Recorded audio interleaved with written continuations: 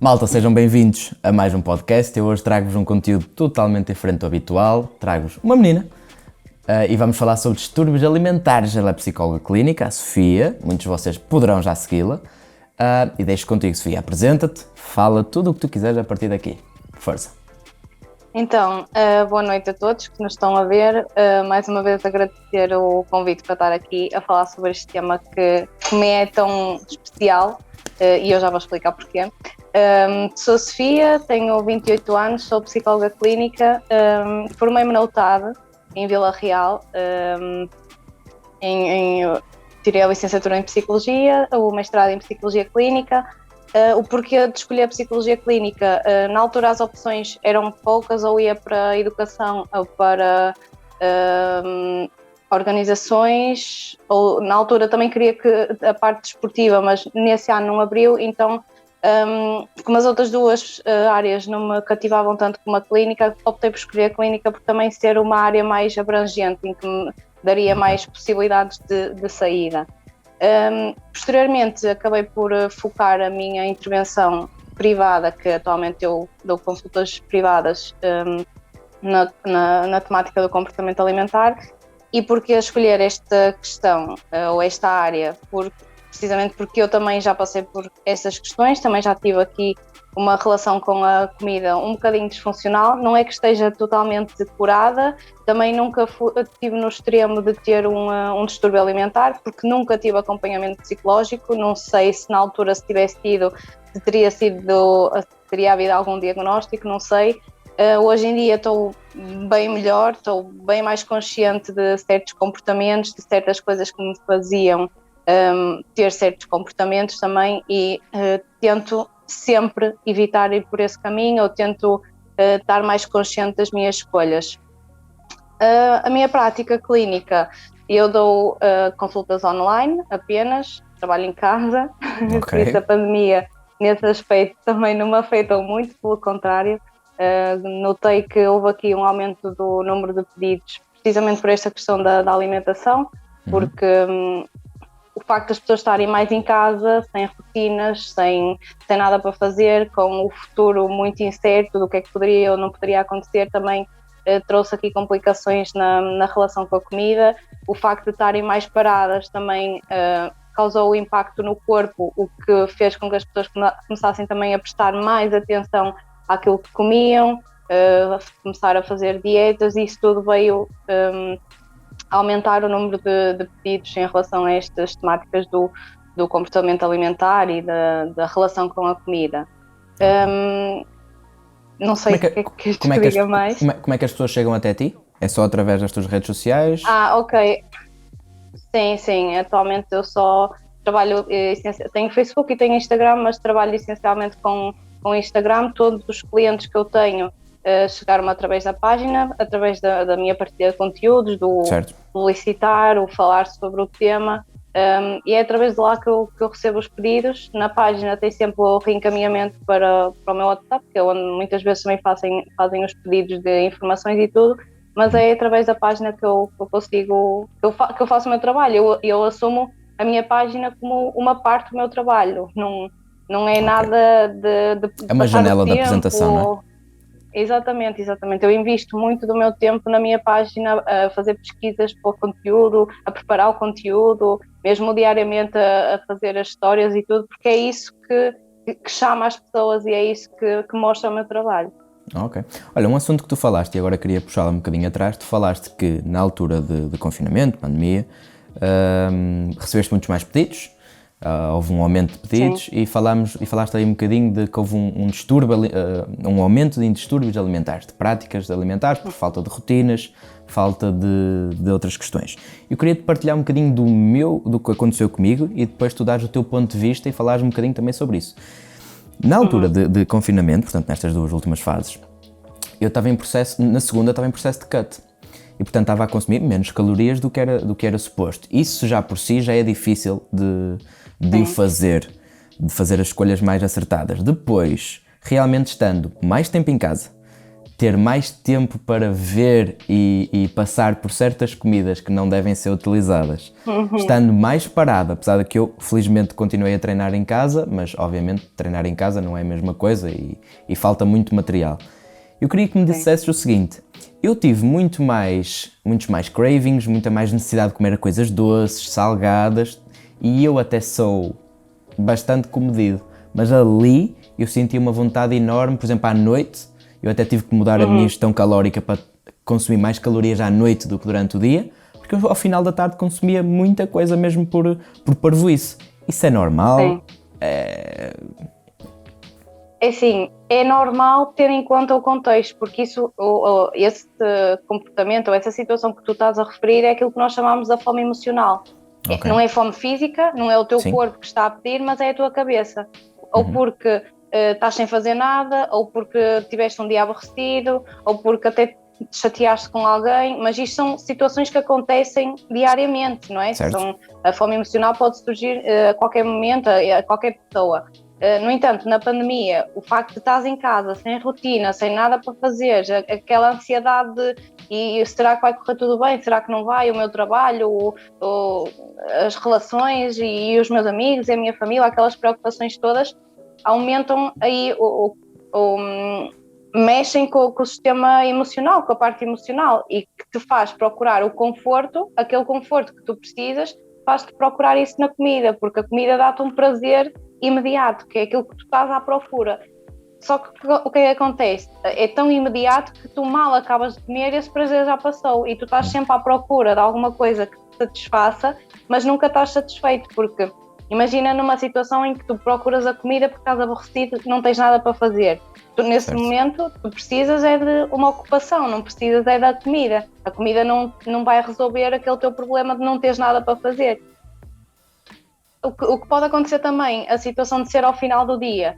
Imagina, tu acordas de manhã fresquinho, como eu costumo dizer, a tua cabeça não tem preocupações, não tem stress nenhum acumulado, mas ao longo do dia, os mini-dramas, ou mini-stress, como eu lhe digo, como eu lhe chamo, vais acumulando mini-dramas que ao final do dia, todos juntos, acumulado com o cansaço, com a ansiedade, com alguma fome também, em junção do facto de estás em déficit calórico, faz também procurar a comida para compensar esses mini-dramas. Tudo junto, fome, lado emocional, a questão de estás em casa, é normal que essa vontade da procura pela comida aumente e de facto aumentou em praticamente toda a gente, sim. Ok, isto é curioso porque alguém como eu, no caso, que até tem alguma gestão e consegue entender que é um comportamento minimamente errado, isto será muito mais difícil de gerir, por exemplo, uma pessoa que vamos supor que tem sobrepeso e que para ela aquilo não é um comportamento errado, aquilo é um comportamento habitual.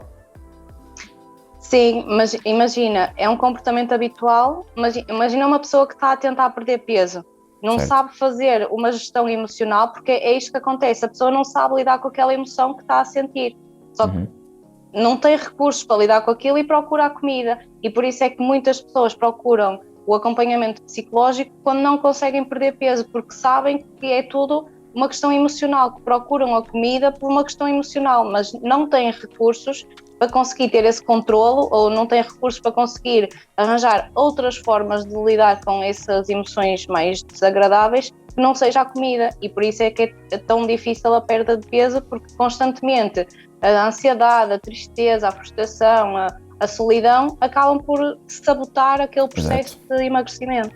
Grande parte das pessoas que chegam até ti é mais por processo de emagrecimento, se assim for, ou nada a ver? Tenho das duas coisas, assim, processo de emagrecimento de muito peso, quando é falar de uma pessoa que possa precisar de perder 20, 30 quilos, nunca tive, são questões mais pequenas, mas essencialmente o que chega até mim são pessoas que por causa das compulsões alimentares aumentaram de peso e que querem travar as compulsões para conseguir voltar ao peso. Só que o que acontece é que para travar as compulsões é preciso tratar a parte emocional, porque as compulsões, na maior parte das vezes, vêm de questões emocionais ou então de uma alimentação menos um padrão alimentar que não está funcional, há carências, a pessoa passa fome, não come os nutrientes necessários para o corpo e acaba por despoltar episódios de compulsão. Mas essencialmente são estas questões de travar episódios de compulsão para retomar ao peso normal, que foi ganho em consequência desses episódios de compulsão. Tem muito a ver com dietas mal feitas, com processos alimentares assim um bocadinho malucos. Muito do teu trabalho acaba por ser. As pessoas fazem coisas que não têm noção, não é? Não têm mesmo noção. Há uma frase que é uma nutricionista brasileira que diz muito e que eu concordo a 100%, que é: nem todas as dietas acabam num distúrbio alimentar, mas praticamente todos os distúrbios alimentares tiveram início com uma dieta. Porque um dia alguém disse àquela pessoa que ela estava gordinha e que ela até precisava de perder uns quilinhos. A pessoa começou a fazer uma dieta, corta hidratos de carbono, corta chocolates, corta doces, corta tudo e mais alguma coisa. Eu tenho relatos de pessoas que dizem que estão 2, 3, 4 meses de hidratos. Eu pergunto-me como é que isto é possível. 4 meses? Como é que uma pessoa sobrevive a isto?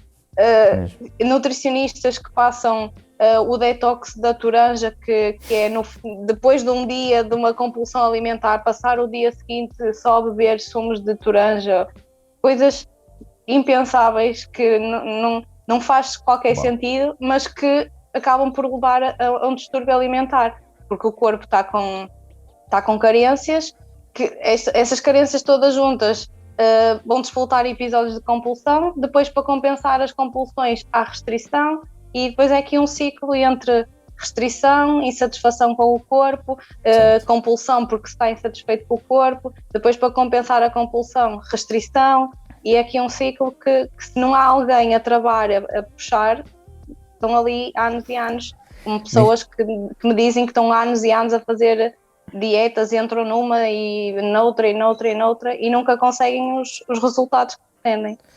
Primeiro, as pessoas estão sempre à procura da solução mais fácil, não é? E normalmente quando é uma coisa diferente, a dieta da toranja, que tu disseste, não era dos dias da toranja, que por acaso não conhecia. Já conheço muita coisa, mas essa não conhecia. Mas as pessoas estão sempre à procura de uma solução diferente e quando aparece algo do género, as pessoas pensam que é a solução mágica, que é, ok, é isto que vai resultar. Mas pior do que isso é, sempre que uma pessoa pensa em perder peso, pensa em cortar hidratos.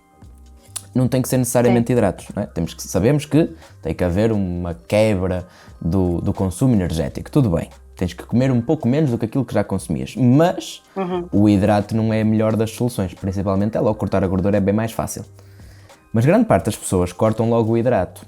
E há pessoas, tu disseste este relato de 4 meses, por acaso também não conhecia assim tanto, mas conheço várias pessoas que para perderem 10, 15, 20 quilos fazem coisas malucas.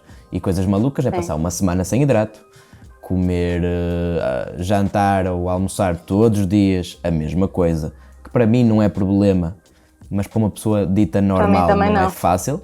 Mas para uma pessoa dita normal não é fácil. Tu chegares à rua e perguntares a 10 pessoas aleatórias se comia todos os dias a mesma refeição, eu acho que não vai dar correr bem. Quase ninguém vai dizer que sim.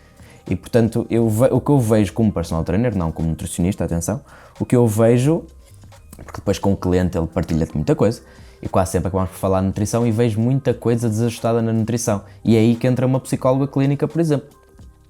Sim. Aliás, eu tenho uma cliente que está a ser acompanhada por mim e por uma nutricionista também, mas que ela não está. O objetivo dela, quando chegou a mim, era perda de peso, porque passou anos e anos a fazer dietas, perdia o peso que queria, mas quando acabava a dieta, voltava a ganhar o peso e ainda mais se fosse preciso. Passava fome, andava constantemente a pensar em comida, constantemente com episódios de compulsão alimentar, tudo isto associado até que ela chegou a essa nutricionista e que a nutricionista lhe recomendou que ela devia ser acompanhada por alguma parte psicológica, mas de alguém focado nas questões do comportamento alimentar. E ela ficou de boca aberta porque não sabia que isso existia, que havia psicólogos focados na questão do comportamento alimentar. O que é facto é que ela está a fazer o acompanhamento desde janeiro, ela não tem dieta nenhuma, não tem nenhum plano alimentar, ela come de tudo, não tem restrição nenhuma e ela já perdeu quase 10 quilos, sem sofrer, sem cortar em nada, só a ser consciente nas escolhas e a ouvir o corpo, comer quando tem fome, parar de comer quando está saciada e só isso está a levá-la a atingir o objetivo. Isto para uma pessoa que passou anos e anos a fazer dietas, todas e mais algumas, se tu lhe fores perguntar, ela sabe das dietas que existem no mundo todo, porque já experimentou de tudo, mas nunca nenhuma resultou. E a principal diferença que ela nota é: eu não estou a sofrer, eu não estou a passar fome, eu não estou restrita, eu não estou sempre a pensar em comida, que é das principais coisas que as pessoas que estão em dieta dizem, é: eu estou sempre a pensar em comida, eu acordo a pensar em comida, eu deito-me a pensar em comida. E quem já passou por restrições, um déficit calórico mais restrito, sabe o quão incómodo isso é. A cada refeição já estás a pensar na refeição seguinte e se ainda falta muito e o que é que ainda tenho para comer hoje. E uma coisa é viveres isso durante 1 mês, 2 meses, outra coisa é passares a tua vida nisso. Não é sustentável. Certo. Por acaso estava-te a ouvir a falar e estava-me a relembrar, estava-me a ouvir a mim, porque eu lembro-me que isto não vai há muito tempo, atenção, isto há coisa de 2, 3, 4 semanas não estava em déficit calórico. E era isso, eu estava a fazer uma refeição, seja ela qual fosse, e já estava a pensar o que é que eu ainda posso comer, o que é que eu ainda tenho para comer, porque realmente quando tens a comida contada durante o dia, quando tens uma gestão daquilo que vais comer, podes escolher o que tu quiseres. Tu podes comer um hambúrguer, tu podes comer uma pizza, claro que sim. Só que provavelmente durante o resto do dia não vais comer nada, ou vais comer muito pouco, porque tens um limite máximo a atingir. É isto que as pessoas têm que entender. Uma dieta não é obrigatório ser sempre isto ou sempre isto, podes escolher o que quiseres, dentro daquilo que tu gostas, dentro daquilo que tu não gostas.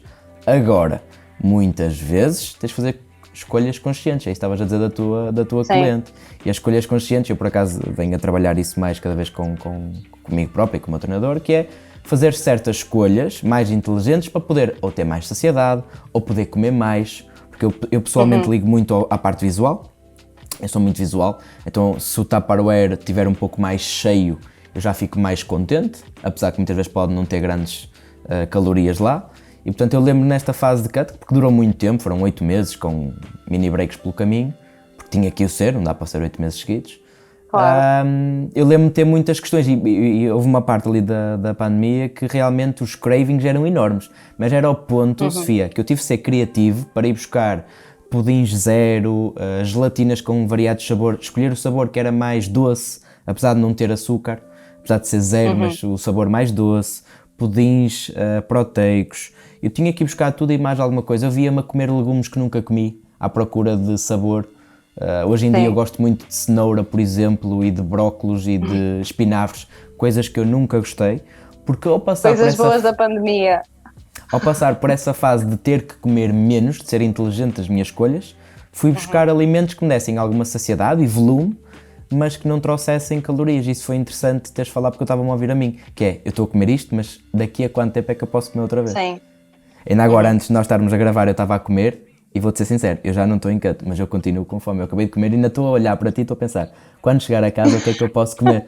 Porque estou mesmo com fome, eu sou uma pessoa que tem muita fome. Então, quando é uma pessoa que tem muita fome, uma pessoa que é mais obesa, por exemplo, e realmente come muitas calorias por dia e de repente tem um corte enorme no déficit calórico, já não come hidrato, não come açúcar, não come bolos, não come chocolates, como tu disseste, em termos psicológicos deve ser mesmo uma coisa absurda. Sim, por isso é que nessas situações, claro que depende de caso para caso, porque imagina, há situações que eu recomendo logo acompanhamento com nutricionista para a perda de peso, e sendo um distúrbio alimentar ainda mais, porque eu não trabalho só com distúrbios alimentares, porque nem toda a gente que tem estas questões com a comida tem critérios para ter um diagnóstico de um distúrbio alimentar. Há pessoas que têm só uma relação disfuncional com a comida e precisa ali de umas certas orientações para conseguir travar isso.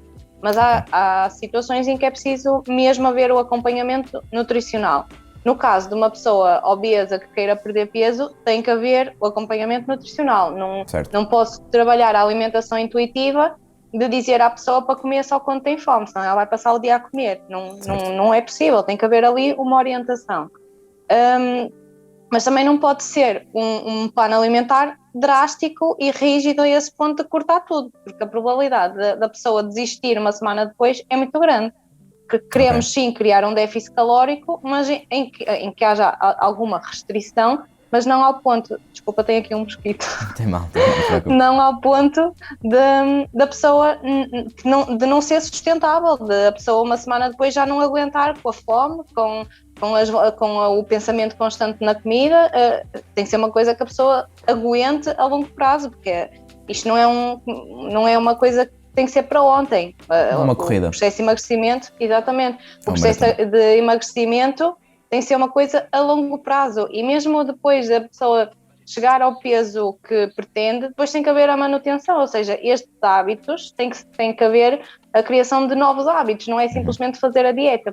E depois, quando acaba o tempo da dieta, de perder o peso, se a pessoa não ganhou novos hábitos, aquilo de nada serve porque ela vai ganhar o peso todo outra vez. É preciso haver a reeducação alimentar. Exatamente. E é isso que também se trabalha muito na alimentação intuitiva e no acompanhamento psicológico mais direcionado para o comportamento alimentar, é também haver uma reeducação alimentar e uma mudança de mentalidade em relação à comida, ou perceber que não há alimentos proibidos, não há alimentos que engordam, não há. Tudo é permitido desde que seja em equilíbrio. É essa a chave do processo. Tu falaste numa coisa que eu queria tocar. Nós temos um ponto da nossa conversa que era falar em gestão de expectativas. Portanto, as pessoas podem serem obesas. Podemos dar o exemplo da pessoa obesa. E tu falaste, a pessoa obesa não pode ter um corte muito drástico, porque senão desmotiva e rapidamente não adere ao processo. Ok, isso é o extremo, vamos pô-lo como extremo negativo. Temos depois o outro extremo do outro lado, que é, por exemplo, aquela pessoa que não quer algo muito drástico, mas também quer ter resultados. E a minha pergunta é o seguinte, vamos supor uma pessoa que quer perder 20 quilos e tu não lhe dás um acompanhamento, um plano, se tiver uma nutricionista, não lhe dás algo muito drástico. Mas também tem que ser gerido de forma a que encaixe no ponto onde a pessoa quer. Porque muitas vezes a pessoa chega até ti, ou até uma nutricionista e diz, olha menino, eu queria perder 20 quilos, já tenho uma relação assim com a comida, mas tu também se calhar não poderás, ou tu com a nutricionista, atenção, se calhar não podes fazer um plano a que perca 1 quilo por mês, por exemplo, porque a gestão de expectativa que a pessoa vai é de 5 ou 6 quilos por mês, e se tu lhe puseres muito para baixo também pode resultar em questões negativas. Isto faz sentido o que estou a dizer? Sim, sim. Nesse caso, nós temos é que alinhar as expectativas. Nem é nós irmos ao encontro da expectativa da pessoa, nem a pessoa vir ao encontro da nossa expectativa, porque temos que primeiro avaliar a expectativa da pessoa. Até que ponto é sustentável ela perder 6 quilos por mês? Até que ponto é que é possível? Se calhar é possível, mas se calhar vai passar fome, se calhar vai ter que ser uma coisa muito drástica. Ela está disposta a isso? Está disposta a aceitar as consequências que isso pode trazer? Porque, ok, se a pessoa quer perder 6 quilos num mês, ela pode. Mas, e depois as consequências disso? Porque daí pode vir um distúrbio alimentar, completamente. Eu estava-te a dar este exemplo. Eu estava-te a dar este exemplo, desculpa, porque muitas vezes hoje vivemos numa sociedade de resultados. E tu hoje em dia nas redes sociais vês resultados. Resultado a um mês. E o que eu quero dizer com isto é, a pessoa já pode ir pré-formatada que tu, para seres uma boa profissional, tens que dar aquele X resultado em X tempo. E se tu lhe dizes, a pessoa diz assim, olha, Sofia, queria perder 6 quilos num mês. E se tu lhe dizes, Dona Maria, não será possível, vamos reajustar para X, vamos pôr 2 quilos, ela pode já achar de alguma forma que tu não tens a capacidade de dar-lhe o resultado que ela quer. E muitas vezes é um mindset errado que a pessoa vai, que é, muitas vezes nem estão dispostas a fazer o suficiente para perder os 6 quilos no mês, atenção.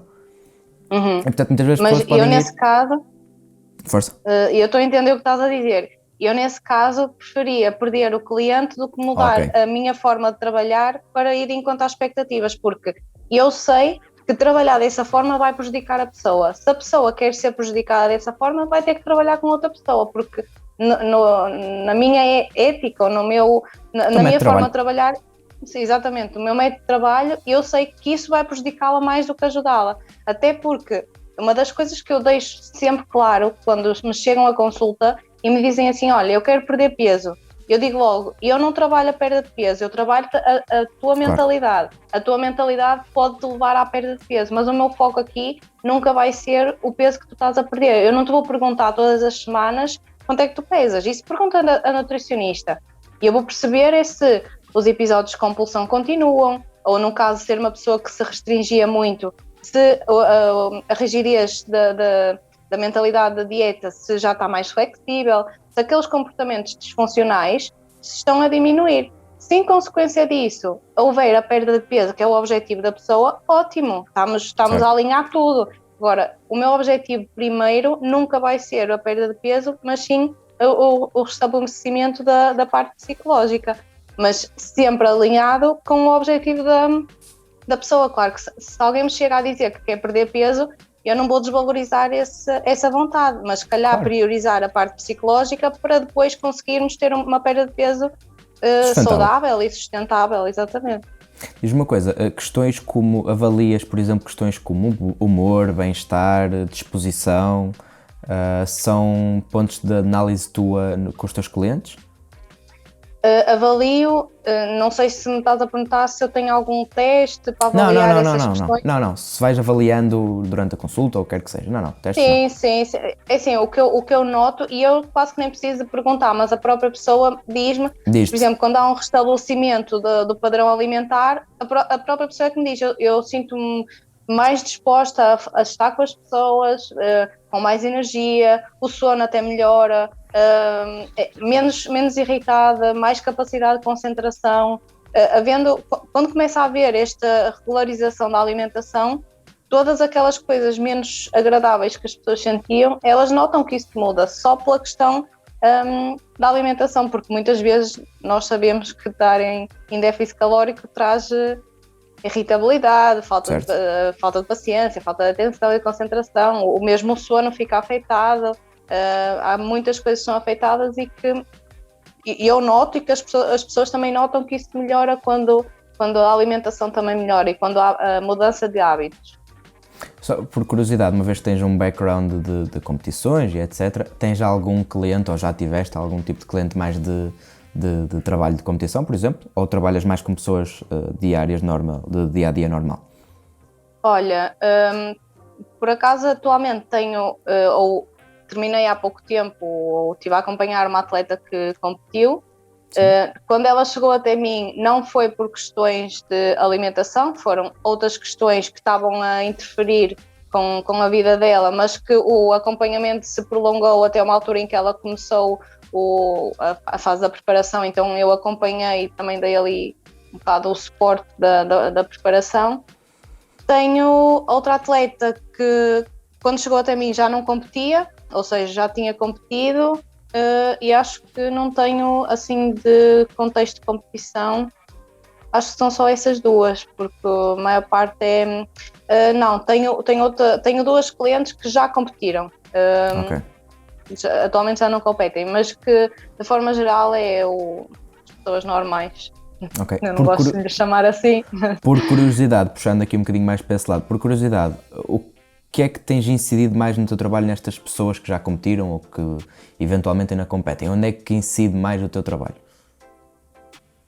É assim, varia um bocado, porque uma das pessoas que já competiu, que está comigo, tem precisamente a ver com um distúrbio alimentar potenciado pela preparação, ou pelo contexto de preparação. Então o foco é mesmo o tratar esse distúrbio alimentar, estabelecer um padrão de alimentação normal, o ganho de peso, essas coisas.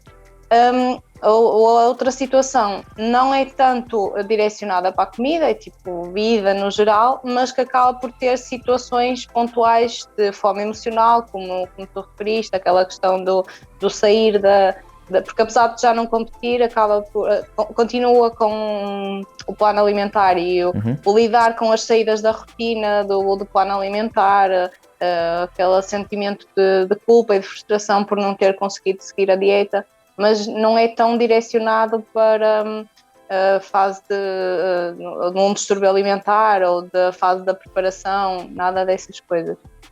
Ok, isso é curioso. Por acaso, tu já uma vez que tivemos aqui a falar um bocadinho, e és amiga pessoal da Patrícia, certo? E até a acompanhaste, se não estou em erro, na última competição, que foi há pouco tempo. Sim, tu, como amiga dela, fazes um papel de psicóloga e dás-lhe algumas palavras motivadoras, chegaste a falar com ela à parte ou nada de necessário? É assim, há muito essa ideia de que o psicólogo está sempre a trabalhar. Ou então desligas e acabou. Não, desligo porque quando é alguém, primeiro, não é muito viável, nem é ético nós fazermos acompanhamento de pessoas que nos são mais próximas, porque a forma como a pessoa encara aquilo que eu digo, se me conhecer, é diferente de se não me conhecer. Claro. Mas eu com a Patrícia, tudo o que lhe disse foi sempre em contexto de amiga ou no papel de amiga. Claro que se calhar muitas vezes com um lado mais profissional, mas sempre era a Sofia amiga e nunca a Sofia psicóloga. Okay. Não consigo fazer essa... Quando ela fala para mim, eu não consigo estar com aquele filtro mental de decifrar o que é que está por trás do que é que ela me está a dizer, porque em consulta eu tenho que fazer isso, o que é que está por trás desta mensagem que a pessoa me está a dizer, enquanto que a nível pessoal eu estou a ouvir o que a minha amiga me está a dizer e não a mensagem por trás disso. Okay. É difícil estar sempre a pensar na mensagem por trás, o que é que pode estar escondido naquela situação. Já que estamos a falar nisso e fazendo um bocadinho de publicidade ao teu serviço, em que é que consiste uma sessão contigo, por exemplo? Como é que se procede a uma sessão com a Sofia? É assim, a primeira sessão eu deixo muito do lado da pessoa. Basicamente, uma vez ouvi uma psicóloga a dizer isto e faz todo sentido, que é perguntar qual é que é o objetivo da primeira sessão. E o objetivo da primeira sessão é que a pessoa volte para fazer a segunda. Okay. Que ela se sinta tão confortável e tão à vontade naquele espaço que ela queira voltar para fazer a segunda sessão. Mas normalmente o que eu tento é conhecer a pessoa. Eu digo sempre, olha, é a primeira sessão, eu quero te ouvir, eu quero te conhecer, eu quero que tu me digas o que é que te trouxe até aqui, qual é que é o teu problema, que consequências é que isso tem tido na tua vida, um bocadinho para perceber. Tento já, na primeira consulta, se eu vir que há essa necessidade, de tentar já fazer um bocadinho de psicoeducação. O que é psicoeducação? É mesmo ensinar aquilo que nós vamos trabalhar, isto que eu estive a fazer contigo, a falar da fome emocional, os gatilhos, essas coisas todas, é psicoeducação, é explicar à pessoa de onde é que surge o problema, que sinais é que pode estar atento, lá está, é educar para o problema em questão. Senão eu deixo a pessoa estar ali a falar, porque muitas vezes é isso que a pessoa precisa, de um espaço para se sentir acolhida, de alguém que a ouça sem julgamento, porque eu não estou lá para criticar, eu não estou lá para julgar ou para apontar o dedo, eu estou para ajudar. E não é criticar, porque para criticar já temos a sociedade toda sempre pronta a apontar o dedo. Eu estou lá para ser um espaço de acolhimento e de ajuda, onde a pessoa se sinta confortável para expor aquilo que lhe causa sofrimento. Pois eu ia dizer isso, normalmente a pessoa numa primeira sessão, ou normalmente as pessoas o que querem é mesmo falar e ter alguém do outro lado que ouça e que não diga nada, depois isso tu deixes para ti a tua abordagem, mas que a outra pessoa do outro lado simplesmente a ouça e que depois diga aquilo que realmente tem que dizer no ponto certo para a pessoa se sentir confortável, à vontade, abrir-se, porque estavas a dizer há bocado, muitas vezes as pessoas ao dialogarem contigo não te estão a dizer a conversa toda, é isso? Muitas vezes estão a esconder algumas coisas, é isso? Tens que analisar, é isso que estavas a dizer? Imagina, é tentar, porque nós trazemos muitas crenças connosco, coisas que nos foram sendo ditas ao longo da vida e que nós interpretamos. Vou tentar dar um exemplo mais prático. Imagina que o teu pai é uma pessoa muito exigente, muito perfeccionista e que te diz constantemente que tu tens que ser o melhor aluno, tu tens que ser sempre o melhor, tens que ter as melhores notas, tens que ter os melhores resultados. Isto vai incutir em ti um sentimento de perfeccionismo também. Tu não podes falhar. E há mensagens que as pessoas vão dizendo, eu não posso, agora assim de repente não estou a lembrar de um exemplo concreto para te passar, mas há coisas que as pessoas vão dizendo, tu consegues perceber estas questões do ser perfeccionista, do não se permitir falhar, da baixa autoestima, procurar sempre a aprovação dos outros, isto dito por frases do dia a dia, e certo. Tu consegues através disso decifrar onde é que tens que ir trabalhar, e não é só ouvir o eu não gosto do meu corpo, ou eu faço dieta, mas porquê que fazes dieta? De onde é que vem essa insatisfação do corpo? Quando é que na infância alguém te disse que tu não podias ser gordinha? Este tipo de coisas, perceber o que é que está por trás daqueles comportamentos, daquilo que ele nos traz para a consulta. Eu sei que dito assim parece um bocado certo. Confuso. Tentas sempre fazer perguntas amplas, abertas para a pessoa falar? Sim. Mas assim, eu também sou um bocado suspeita, acho que já perceberam, eu gosto muito de falar. E às vezes eu estou na consulta e não sei, dá-me aquela sensação de que já estou a falar demais. Vou-me calar e eu para ser a pessoa a falar. Mas depois também do outro lado recebo, não, eu gosto de ouvir, fala, continua, porque o que eu digo muitas vezes eu partilho experiências pessoais também que a pessoa se sente acolhida, porque percebe que e eu sou psicóloga, mas eu também sou humana, eu também passo por aquelas situações. Eu já tive problemas com a comida e não tenho problema nenhum de eu admitir a um cliente meu, porque eu também sou humana. E isso cria empatia, cria ajuda na relação terapêutica, que também é meio caminho andado para haver resultados. Se há uma boa relação terapêutica. E para a pessoa voltar a uma segunda, e uma terceira, e uma quarta e uma quinta. Exatamente, eu já, por acaso não é por nada, mas já tive uma cliente que isso deu-me assim um quentinho no coração, dizendo que quer que eu seja psicóloga dela para a vida toda. Isto quer sempre dizer alguma coisa, não é? Claro. É bom ouvir essas coisas, dá mesmo aquele conforto de que estás a fazer a coisa certa. Exato. No seguimento disto tudo, foi aí que surgiu a tua ideia de criares um e-book? Foi que criaste-o logo mal começaste a trabalhar? Vem de experiências próprias? Foi de experiência profissional? Como é que decidiste criar o teu próprio e-book? Fala um bocadinho sobre isso. Sim, o e-book que eu tenho surgiu o e-book que eu tenho é de autocuidado, é o Quero Amar-me. E porquê? Surgiu num contexto em que eu sentia que as pessoas têm muita dificuldade em cuidar de si próprias. Estão sempre preocupadas com os outros. E quando se fala em autocuidado, o que é que tu pensas quando pensas na palavra autocuidado? A que é que associas isso? Autocuidado? Ser uma péssima pessoa para tu me perguntar este tipo de coisas, mas autocuidado é o que as pessoas fazem para cuidar delas próprias. Não sei assim que resposta é que queres que eu te diga, mas normalmente as pessoas mas não uma se cuidam coisa muito. Não. Há muita gente que põe o autocuidado completamente de parte. Mas tu pensas numa coisa mais física? Assim, coisas concretas? Se calhar, sim, imagem, por exemplo. Se calhar. Se calhar. A mim chamaria-me isso. Sim. Mas é muito esse o contexto. Quando eu pergunto em consulta, olha, o que é que fazes para o teu autocuidado? E as pessoas dizem logo, vou ao cabeleireiro, pinto as unhas, de vez em quando faço uma massagem. Ok, autocuidado físico está ótimo, está bem tratado. E a parte emocional? O fazer terapia, o ter uma boa rede de amigos, o ver filmes, o ler, o ver documentários, o não passar muito tempo nas redes sociais, o conseguir dizer que não, o conseguir quebrar relações tóxicas, tudo isto é autocuidado. Claro, com umas coisas mais físicas, outras coisas mais emocionais, outras coisas mais sociais, mas tudo o que envolva o teu cuidado, seja físico, seja emocional, é autocuidado. E eu notava muito essa carência das pessoas não saberem cuidar de si, não saberem o que é o autocuidado emocional, por exemplo.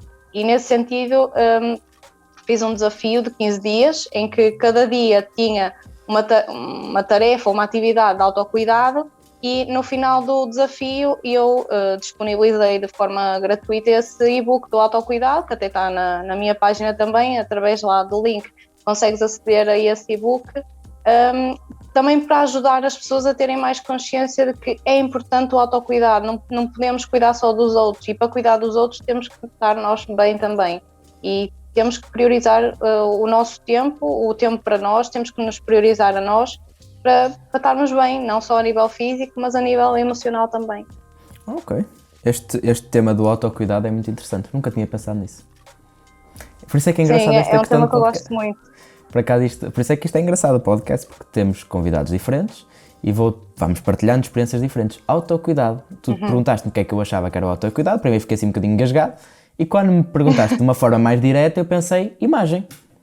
Cuidado comigo próprio, o cabelo, a barba, os dentes, as máscaras faciais. Eu acho que as pessoas associam muito o autocuidado os pepinos nos olhos, fazer a máscara facial e estar ali 10 minutos a relaxar, ou as massagens físicas. Essa é a parte do autocuidado físico e que é válida, mas depois temos o outro lado, a parte emocional, que também precisa de ser cuidada, porque nada adianta termos um corpo bonito e trabalhado e tratado se a parte psicológica e emocional estiver em baixo, estiver um caquinho. Resumindo um bocadinho disto que estamos aqui a falar, na tua opinião, primeiro nós não nos autocuidamos muito, e quando o fazemos é muito mais físico do que mental, é isso? Sim, exatamente. Okay. Sim. Por acaso nunca tinha pensado nada desse ponto de vista. Mas tu costumas fazer este tipo de perguntas também durante a sessão? Também faz sentido ter esta... Sim, completamente. Porque dá para perceber primeiro o nível de prioridade que a pessoa se dá a si própria, porque imagina, questões físicas qualquer pessoa faz, mas imagina questões mais emocionais, o dizer que não. Se tu vais perguntar à maior parte das pessoas, é muito rara a pessoa que diz que consegue dizer que não a outra pessoa, porque é aquela necessidade de agradar, é aquela necessidade de não ser desagradável ao outro, porque vem alguém e pede um favor e tu dizes que sim, e vem outra pessoa e oferece-te comida e tu nem queres comer, mas tu dizes que sim para não ser desagradável. E este dizer que não é libertador, porque tu estás a pôr-te a ti em primeiro lugar, não estás preocupado se aquela pessoa vai ficar chateada ou não, porque se tu dizes que sim à outra pessoa, estás a dizer não para ti, e a tua frustração vai ser maior do que a frustração da outra pessoa, porque és tu que vais lidar com a tua frustração, não é? Em terapia também trabalho muito isso, o conseguir dizer que não, o quebrar relações tóxicas, ou ter uma boa rede de suporte, o não se comparar com os outros, o não passar tanto tempo nas redes sociais. Isso é autocuidado, mas é um autocuidado mais emocional, mais psicológico, que as pessoas não valorizam tanto, porque acham que não é necessário tratarem dessa parte. Só o autocuidado é parte física, o resto vai-se fazendo. É muito fixe. Tu disseste-me há bocadinho, mas falando aqui em futuros projetos então de finalização, falaste-me que estavas a pensar criar um outro e-book, é isso? Fala um bocadinho sobre sim. isso. Qual é a tua ideia? É assim, este e-book é um bocadinho mais direcionado, não é que o primeiro não seja, não é? Mas este é mais direcionado para o meu trabalho em específico, para as questões do comportamento alimentar, dos distúrbios alimentares. É um e-book com ferramentas práticas, ferramentas que eu uso em terapia com os meus acompanhamentos, mas ferramentas práticas para lidar com estas questões da comida, do ser mais consciente, do conseguir ter uma rotina mais organizada a nível da alimentação. Não será gratuito, porque isso já estou a dar o trabalho que eu faço em terapia. Não sei, a nível de prazos, eu já gostava de ter lançado, mas ele está um bocadinho atrasado, mas vai sair este ano, não sei quando, mas vai sair este ano. Também tenho outro projeto, também mais para o final do ano, que é um grupo terapêutico, conseguir fazer terapia, mas em grupo, porque é um trabalho diferente ao nível das pessoas se sentirem acolhidas, sentirem que não estão sozinhas com aquele problema. Há partilha de experiências, há entreajuda, as pessoas começam a partilhar, olha, eu faço isto, experimenta, pode ser que contigo também funcione, ou eu passei por esta situação, tu também passaste, não estás sozinha. Nisso o grupo terapêutico ajuda a ter aquele sentimento de pertença, de que não sou a única pessoa no mundo a passar por isto. E era um projeto que eu tenho, talvez o maior projeto até agora da minha profissão, da minha carreira, que ainda é pequenina, mas que já tem ajudado muita gente. E para já são esses dois projetos que tenho em mente. Claro que quero ter muitos mais, mas para já são esses dois. Dá muito trabalho criar um e-book? Dá. É assim, este autocuidado deu trabalho, não tanto como está a dar das questões mais do comportamento alimentar, porque envolve muita pesquisa, muito estudo, mesmo a nível das ferramentas. São ferramentas que eu já uso, mas que precisam sempre de uma adaptação, porque uma coisa é eu estar em terapia e pegar na ferramenta e explicar à pessoa como é que ela vai usar. Outra coisa é eu vender um e-book. A pessoa tem que, de forma autónoma, saber utilizá-la, saber como é que aquilo funciona, como é que a pode ajudar. E envolve muita pesquisa, muito estudo, tempo para estar a fazer as coisas, porque eu estou a fazer tudo, assim como faço na minha página, que sou eu que faço os posts todos, é trabalhar a parte do design, da organização, aquelas coisas todas um bocadinho mais chatas, mas que dão trabalho e que é preciso fazê-las. E eu sou da maneira que sou, que eu não gosto de está-me a faltar a palavra. De passar o trabalho para outra pessoa. Exato, delegar tarefas. Então, eu quero fazer tudo sozinha, é um defeito, mas é feitio, enquanto der vou ser eu a fazer, por isso é que está também a demorar mais um bocadinho, porque eu sei que se tivesse delegado isso já estava feito, já estava no mercado, claro. Mas eu quero que seja feito por mim, pela minha mão, por isso vai demorar mais um bocadinho. Ok, para terminarmos, antes em off, disseste-me assim, já competi numa X categoria e agora estou a fazer uma transição ou queria vir a competir. Dá-nos aí um pequeno lamiré o que é que está a acontecer, como é que anda a Sofia no dia 7/6/21? O que é que anda a fazer? É assim, falando um bocadinho da competição que eu já fiz, eu competi em 2019, a primeira vez, competi 3 vezes e competi pela categoria de model, que é uma categoria que tem a Federação da UABA, que é a mais baixinha a nível de densidade muscular, essas coisas todas. Mas eu queria fazer a evolução para a categoria biquíni, que não é fácil, porque exige um bocadinho mais de maturidade muscular, um bocadinho mais de corpo, e estou a trabalhar para isso. Provavelmente será este ano o regresso, vamos ver. Nesta fase ainda estou a terminar o off, a fase do bulk. Talvez dentro de um mês comece a fase do cut, déficit calórico, para ver se na segunda época do ano dá para competir. Vamos ver. Não, sem expectativas, se der. Treinas de forma regular? És acompanhada por alguém? Como é que estás a fazer essa gestão? Só mesmo para dar um toque e terminar? Sou acompanhada pela Helena, não sei se conheces, Helena Souza. Não? É preparadora? Não tens que conhecer, não é? Não, desculpa por não conhecer, mas não conheço. Não, enquanto estavas-me a perguntar, eu estava a ver se o nome me chamava. Não, Helena Souza não conheço. Desculpa, Helena. Não, ela não se importa. Não se importa. Não, mas ela é preparadora de atletas, tem já várias atletas em competição com bons resultados.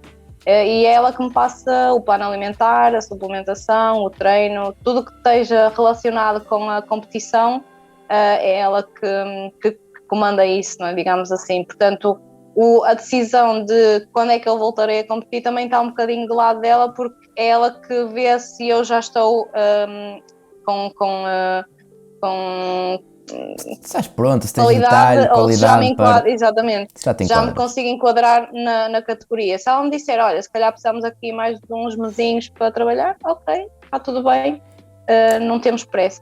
Na fase em que estás, portanto, da fase em que estamos, no mês em que estamos, estás a treinar diariamente? Tiveste uma pausa na altura de pandemia, só para...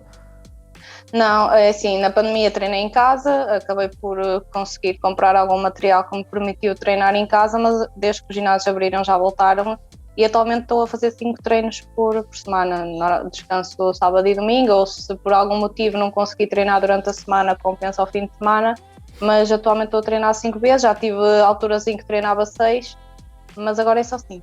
É-te difícil, só mesmo o último ponto, é-te difícil conciliar o treino com a tua vida profissional, a criação de conteúdo para posts e tudo que tu falaste, e as tuas consultas, claro? É assim, neste momento não é difícil porque como eu trabalho em casa, como eu trabalho para mim, eu faço os meus horários, então eu consigo agilizar as consultas de forma a trabalhar de manhã, vou treinar ali ao início da tarde, hora do almoço, e a meio da tarde volto a dar consultas, consigo fazer isso. Quando eu trabalhava, antes de começar a dar consultas online, estava a trabalhar numa instituição que tinha um horário definido, acordava bem mais cedo, a rotina era, tinha aquela hora para sair, tinha a hora de entrada, tinha a hora de saída, treinava sempre ao final do dia, não dava para mexer aqui muito com estas coisas. Agora, como sou eu que faço os meus horários e muitas vezes alguém me pede para mudar uma consulta ou adiantar ou até desmarca, como não é uma rotina tão rígida, consigo ter ali alguma flexibilidade, eu faço esses horários e consigo conciliar bem. Nunca fiz uma preparação neste contexto de trabalhar em casa, com os meus horários, acredito que seja mais fácil. Exato. Porque lá está, estou em casa, não acordo tão cedo, se for preciso diminuir o número de consultas, consigo fazer essa gestão, distribuir mais pelos dias da semana, mas só passando pela situação também é que vou saber se é mais fácil ou não. Ok, muito bem. Assim esperemos que 2021 seja o ano em que fazes aí umas coisas. Olha, é muito interessante trabalhar a partir de casa, é interessante e cada vez me atrai mais. Eu cada vez trabalho mais com o online e cada vez me atrai mais o não presencial, apesar de que eu gosto muito do presencial e também já deves ter percebido que eu tenho um problema também grave, que é falar, e portanto o presencial ajuda-me porque o online eu perco-me no tempo. E os meus clientes online sabem disso, o treino nunca tem 1 hora, raramente. Já o presencial não tem, portanto o online pior ainda, e isso prejudica-me a mim. mas cada vez me atrai mais o trabalhar a partir de casa, porque dá-te uma liberdade de tempo e de gestão diária muito maior. Sim. E não estás preso a isso. Mas bem, isso depois vai sendo alterado à medida que conseguimos. Quero-te agradecer por ter estado cá, porque estamos numa hora um bocadinho tarde já e isso é culpa minha. Falámos aqui de coisas muito interessantes que me põem a pensar, da mesma forma que eu gostei muito, por exemplo, da Patrícia, dando um exemplo que conheces, porque falámos de assuntos diferentes, mas os assuntos que falámos aqui hoje, por acaso, gostei muito do autocuidado. Vou ler umas coisinhas sobre isso quando conseguir. Ok, não sei se chegaste a ver o meu e-book. Não, vou-te ser sincero, da mesma forma que tu não viste o meu podcast, eu também não vi o teu e-book. Ok, então eu vou aceitar essa resposta, mas se quiseres também tu envio e também vês e ficas a conhecer um bocado, porque é super simples, tu vais ver isto, não tem grandes textos, é tipo palavras isoladas assim atiradas lá para o meio, é muito fácil de ler, mesmo a nível, eu pelo menos o feedback que recebi foi esse, que é super fácil de ler e está bonito, está chamativo, por isso se quiseres também te envio e também dás o teu feedback. Está combinado, fica combinado. Ok. Agradeço por teres vindo, Sofia, damos aqui por terminado o nosso podcast. Vocês que estão Obrigada desse lado, eu. não se esqueçam de subscrever o nosso podcast, metam um gosto aqui para o conteúdo da Sofia, o Ricardo vai deixar aqui as tuas redes sociais e as minhas também para a malta nos seguir. Sofia, um beijinho, obrigado por ter estado cá e até uma próxima. Obrigada eu. Obrigado.